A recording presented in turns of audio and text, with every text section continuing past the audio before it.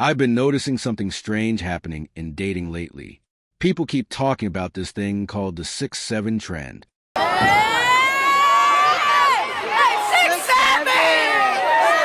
At first, I thought it was just another TikTok joke, one of those trends that shows up for a week and disappears.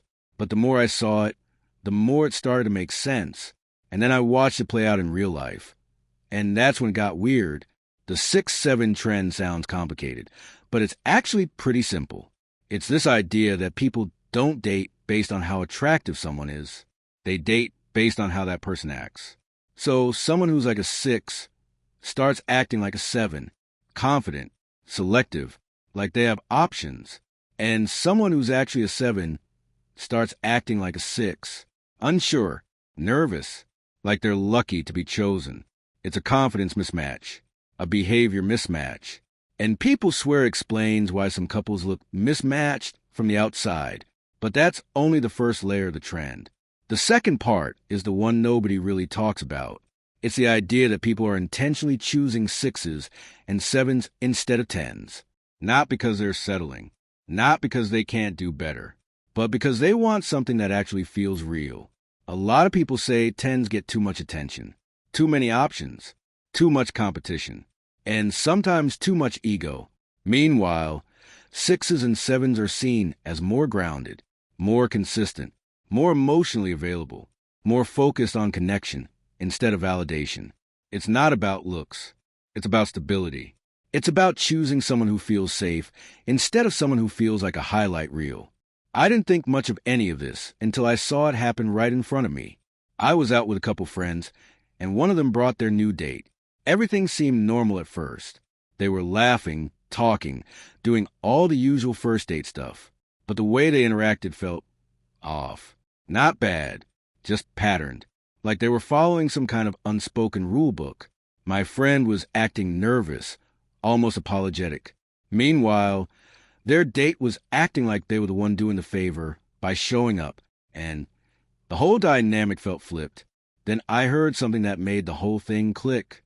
They were literally rating each other in real time, not like you're a 10 or you're cute or anything normal.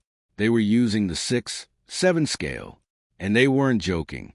They were dead serious, talking about how 7s act like 6s and 6s act like 7s, and how it balances out the dating pool. It was the first time I'd ever seen the trend happen in person, and honestly, it was way stranger than seeing it online. That's when it hit me. People aren't just talking about this trend. They're actually using it, like it's a real system, a real way to decide who they should date. And the weirdest part is, it kind of made sense in the moment. My friend, who's easily a 7, was acting like a 6. Quiet, unsure, like they were trying not to mess anything up. And their date, who was probably a 6, was acting like a 7. Confident, relaxed, like they were the one choosing. It was the trend right in front of me. The more I thought about it, the more I realized something. People aren't dating based on attraction anymore. They're dating based on behavior, on confidence, on how someone presents themselves. And that's why the 6-7 trend blew up, because it explains something people have been noticing for years. Why some couples make sense even when they don't look like they match. Why some people get treated better than others. Why some people get overlooked even when they're attractive. It's not about being a 10. It's about acting like someone who knows their worth. I don't know if the 6-7 trend is going to last. Most trends don't. But watching it happen in real life made me realize something. People aren't dating each other anymore.